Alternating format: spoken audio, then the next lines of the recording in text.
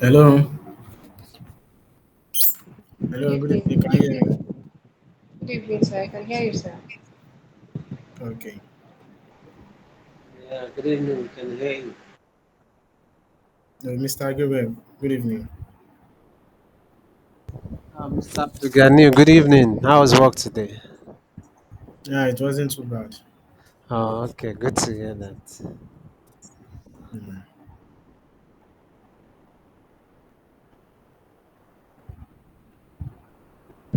You can share your screen now, sir. Okay.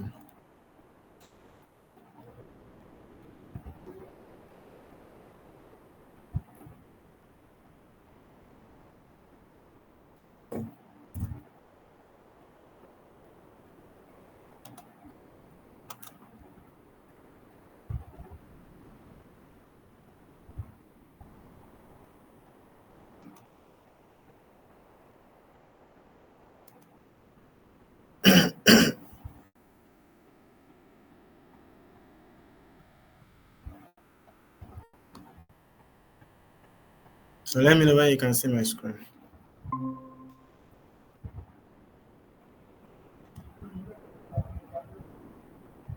Can you see my screen? Yes.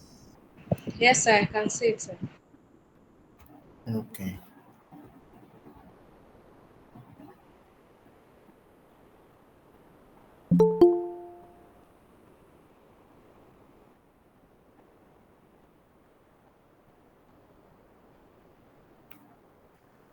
So a minute, please. I need to use the toilet.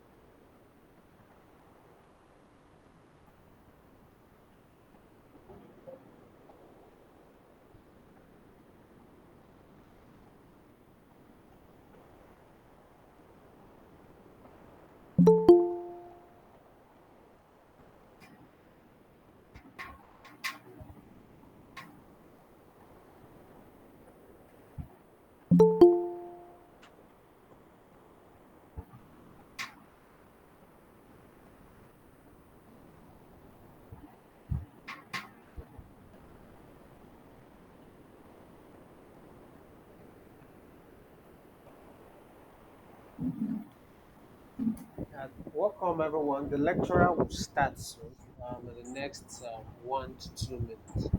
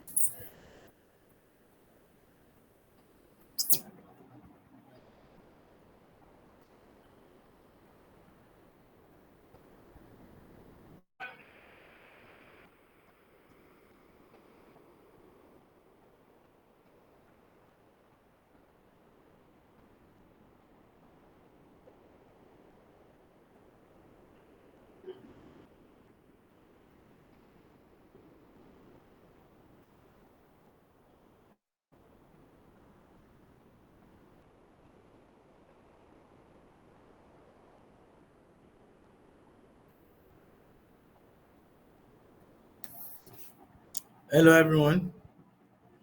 Good evening. If you can hear me, can you please confirm? I can hear you. Okay, thanks, Kenny. Okay. Um, we'll be starting the session now. I would like to introduce myself.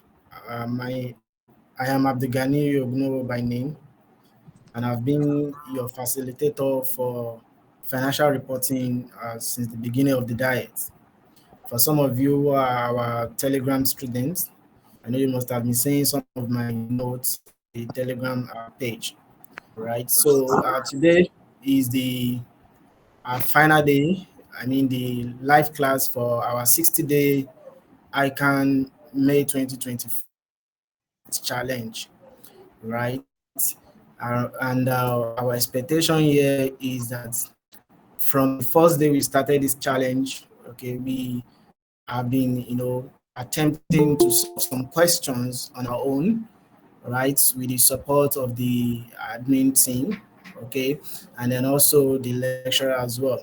So today, basically, we will be looking at how best can we, attempt questions in the exam or under exam condition for us to have the best possible score. Okay, so if you can see my screen, can you confirm you can see my screen? Yes, I can see your screen, sir. Okay, okay. I can see your So, screen.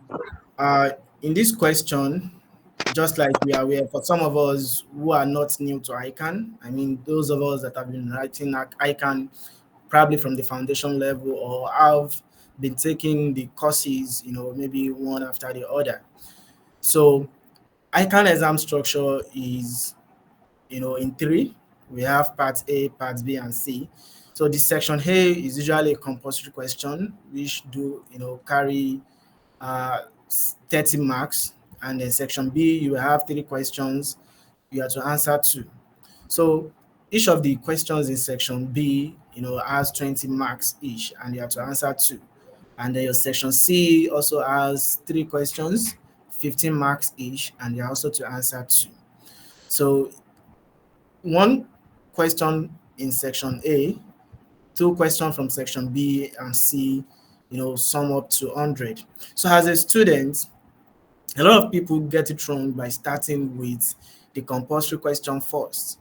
So as you can see from my screen, the first question here we have, is some of the likely question you do have as your compulsory question. Again, it may not just be one question. Your question one or your section A question may have like two or three questions in it, and then the examiner would have allotted, allotted them with their respective marks. So the one we have here on the screen has just 24 marks. So it means that we have some other questions would, carries the remaining 6 marks, right? So in this question, imagine you are in your exam or you are about to write your financial reporting exam and you've been served the questions and also you have your answer script. It is ideal to read through the instructions of the examiner. You don't assume, yes, this is not your first time of writing ICANN exams. You've been writing exams, for years, so you are not new to the instructions. No, please learn from people mistake. I made this mistake when I was writing my ICANN exam then. So that was when I can change the syllabus and then we have new set of instructions for students. So then we are not to write at the top, the top margin of our answer script. But because this has been the practice, so we are used to writing on at the top of the answer script. So a lot of students, fall into this, without, with the assumption of this is what we used to do. So it's just being Sally, same as last diet or same as uh, last year. So and towards the end of the exam, we have an instructor who came, who climbed the podium to announce that please do not write at the top margin of your answer script. Although the announcement is late though, but then there's an instruction on the first page of the, examination question, your question paper. But because we haven't taken our time to read through, so we missed that out. So you have 15 minutes to do this. Okay, you have 15 minutes to read through the instructions and also to flip through the question paper. So don't be in a rush to, start answering question. You have enough time to do that. Again, there have never been enough time for students, to provide that suggested solution to examiner questions. So you need to take your time. All that you've been learning, is enough for you to pass the exam. So reading from this question, it is better to first, go to the requirements of the question. What have I been asked to do? What am I asked to do? Okay, so the examiner is asking us here to prepare for Adama PLC the following financial statements. So, in your various classes, you must have learned that we have five components of financial statements. Okay, so the examiner here has asked us to, work on three of the five components of the financial statement, right? So we have here the statement of profit or loss, statement of changes in equity, and statement of financial position. So if you are hearing this for the first time, it means you need to go back, and start, drilling yourself. I mean, start doing your revision. Try to learn on new things and put in practice. Okay, so but if you are familiar with this, also if you have any questions, you can always drop them in the chat box. Okay, so we have the admin team online with us, so they can always call my attention to that. Okay, but I urge you not to unmute your mic to, to speak while I'm speaking.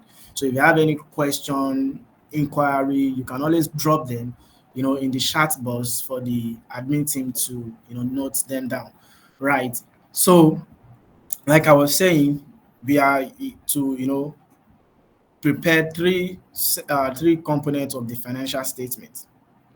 However, having known that we are working on statement of profit or loss, statement of changes in equity, and statement of financial position, we then need to look out for the information, specific information, that will fit in into each of those components, right? So for instance, if I have an item of property, plant and equipment, so here in this question we have freehold land and building.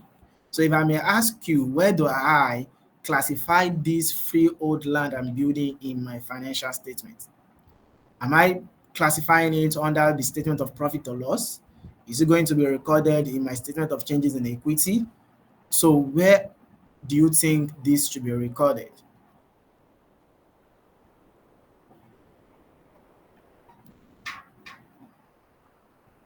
If you have answer to my question, you can drop that in the chat box. Hello, can you hear me? Am I audible? Rebecca, are you there? Yeah, we can hear you and you're Yeah. very audible. Okay, okay. Okay, so for the purpose of time, okay, so if you get my question, if you got my question, please drop your answer in the comments box. Okay, so it therefore means that for me to get, you know, my best mark from this question, I need to understand the classification, okay, classification of items to be recorded in the financial statements. I need to know the ones that are going to be recorded under the statement of profit or loss, the ones that are going to be recorded as changes in equity, and the ones that will be recorded in the statement of financial position. I would be wrong to record the freehold land and building as, an item of statement of profit or loss. What this means is that you are expensing an item that should have been capitalized. You are doing what? You are expensing an item that should have been capitalized. So you don't do that. Also, I'll be wrong to record my revenue or cost of sales, as an item of statement of changes in equity, right? Because these have never been an element, of statement of changes in equity.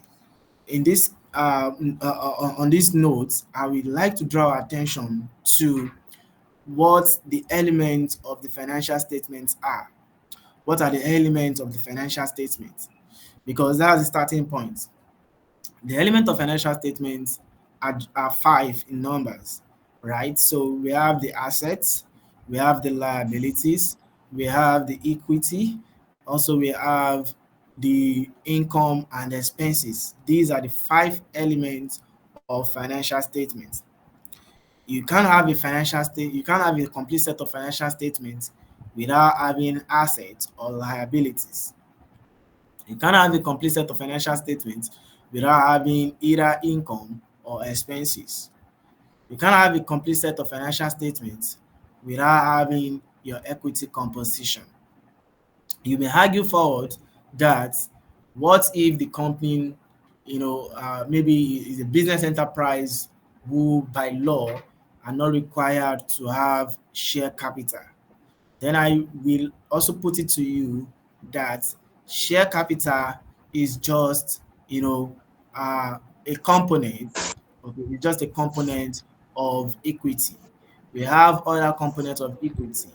You can you can talk about the retained earnings. We have other reserves, among others, shareholders fund, among other things. So you need to know what the elements of financial statements are for you to be able to do your proper classification. So to break this down, you need to know that your assets, anything that you have identified as an asset or liability or equity, will definitely go into your statement of financial position, right? So items that have been identified as an asset, liabilities, or equity should go into where? Should go into your statement of financial position. I hope you are taking note of this.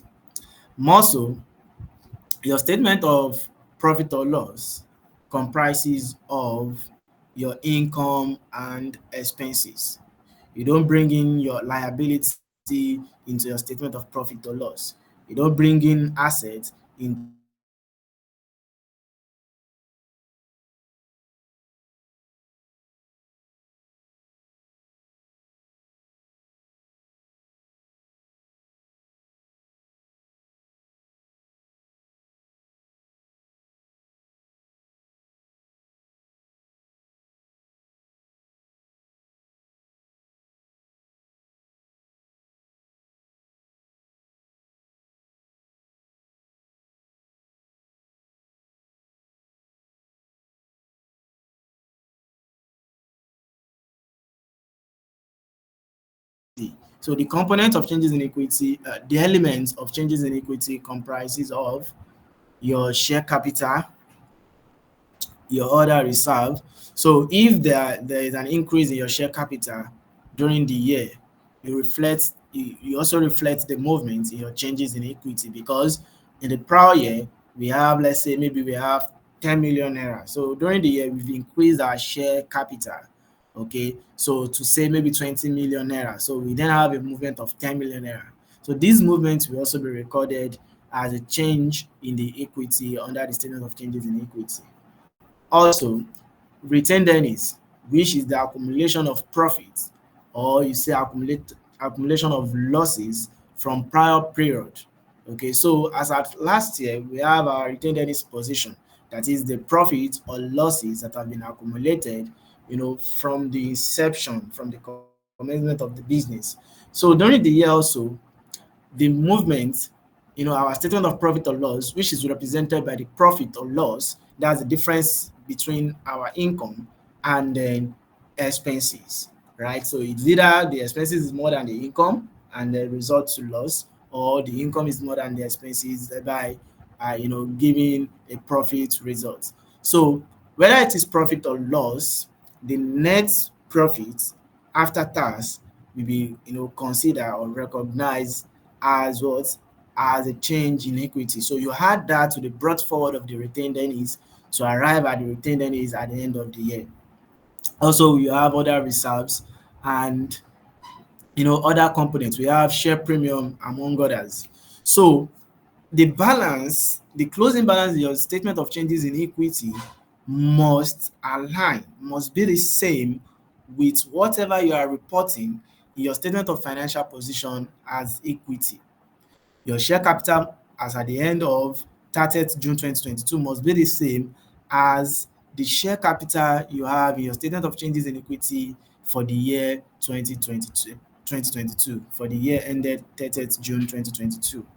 The same thing goes for retained earnings, share premium, and other reserves. Are we together? Am I making any sense at all? Okay, so if you are with me, so let's then get to solve this question. Having known the elements of the financial statement, what should be recorded in the statement of financial position, a statement of profit or loss, as well as changes in equity, I believe we can, begin to solve this question, even on our own, right? So we'll be using an Excel sheet, to solve the question. Please let me know when you can see my Excel screen.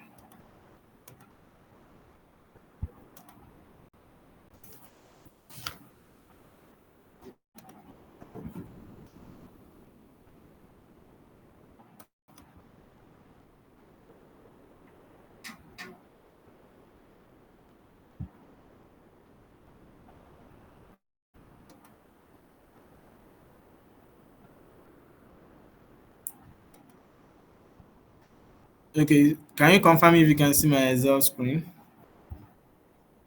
Yes.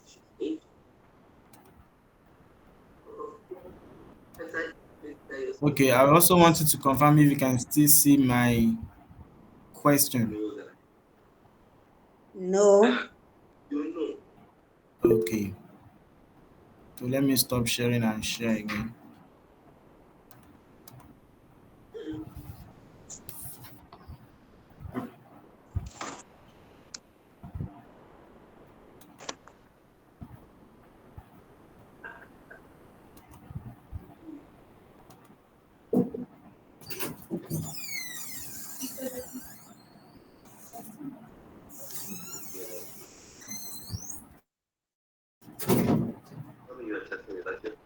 So can you see my question? Yes. Okay. Can you also see the Excel worksheet? Yes, we can see the Excel sheet, but the question is not showing again. Okay. So um okay, this is what I'm going to do. Yes, okay. Yes.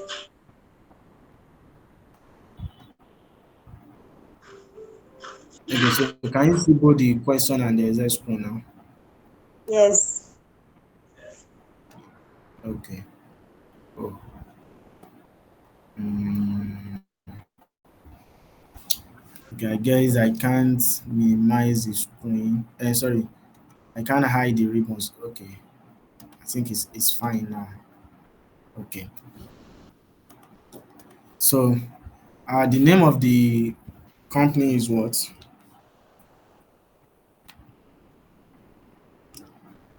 We have Adama PLC. Am I correct? Are you guys following? Yes. So in your exam, it is important to note that your examiner, you know, values your let me put it, your question title. Okay, so they all have their own marks, and one mark can make you pass this exam and also failed you from passing the exam, right? So you need to be careful of all little mistakes or error that could jeopardize your score in the exam. So we are starting with question one. So assuming this is your question paper, there's a place where you need to put it there that you are doing question one, right? So after doing that, you then come to the main sheet. Then you say you are doing for Adama PLC, right? So what are you doing for Adama PLC?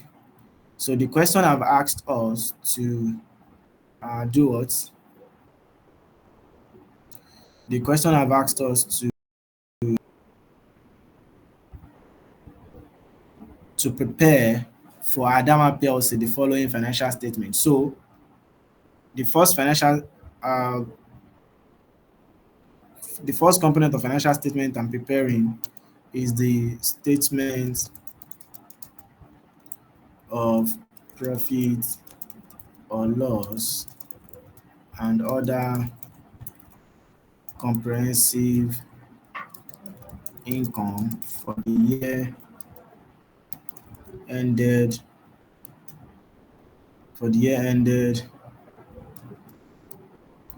30th of June for the year ended 30th June 2022. I hope I'm correct. Okay. So also I know that the examiner have asked me also to do what? To prepare the statement of changes in equity. So I want to play fast. So in my exam, so I know I've paid for the answer script I'm using. I can request for as much as possible. So I don't need to manage my my answer script for ICAN, okay, because I've already paid for that. So I just move to the next page. So again, don't forget, don't make that mistake.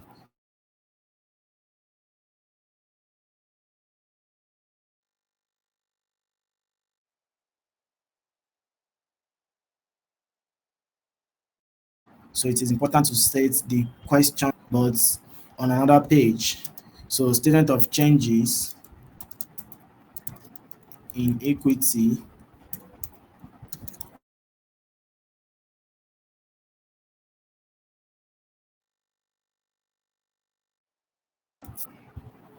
for the year 30th June, for the year ended 30th June 2022. So I'm going to repeat the same. So I name this my statement of profit or loss. I name this my statement of changes in equity. Then I come here, I name it my statement of financial position. Right? So just to play fast on the examiner because the exam is time conscious. So I also come here to say this is my statement of financial position as at 30th June 2022. Are we together? So this is the requirement number 3. So I haven't done this. So the next thing is to have my, you know, I call it 2 naira column. So I go back to the question to see how my numbers have been represented. Are they represented in thousands? Are they in units? Are they in tens or in millions? So here I could see that I have them represented in thousand. So I repeat the same thing here to say I have this. This is for my debit and this is for my credit, right? So um, then the next thing also is to duplicate same, right? We have this. So again, I come back to my statement of profit or loss. Then I pick the question. So I have, in fact, the format here already.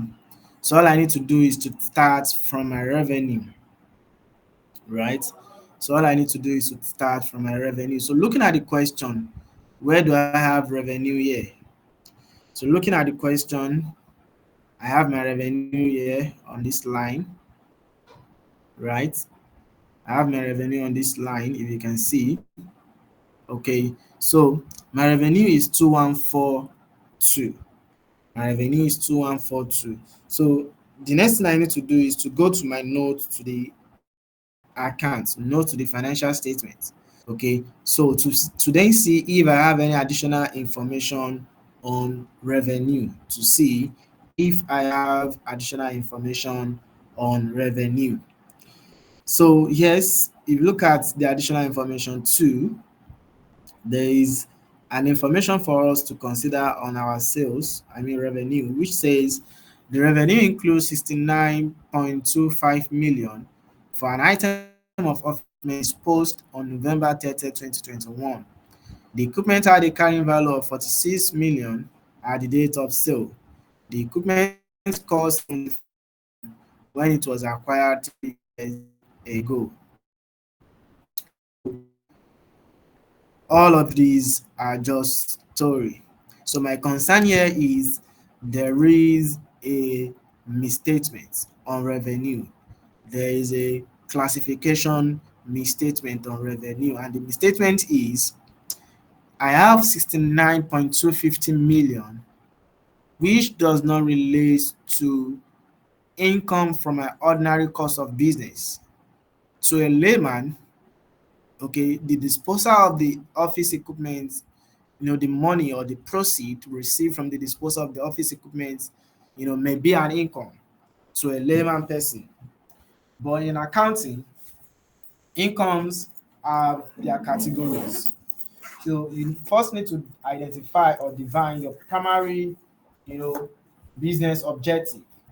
So if the purpose of you being in business have never been, the sale of motor vehicle or the sale of fixed assets, okay, so you don't consider the income from sale of fixed assets as your revenue if that is not your primary business activity. So in this case, we don't have the information that Adama PLC is into automobile. So, or probably is into the sale of, office equipment. But we assume this equipment is an equipment that is used for the purpose of business. So we need to take out the revenue from the income from disposal of such equipment from the revenue. So in doing that, hello, can you hear me? Hello, can you hear me? Are we together? Yes. So in doing that, what I need is just this 9.250 million. So I'm not concerned about the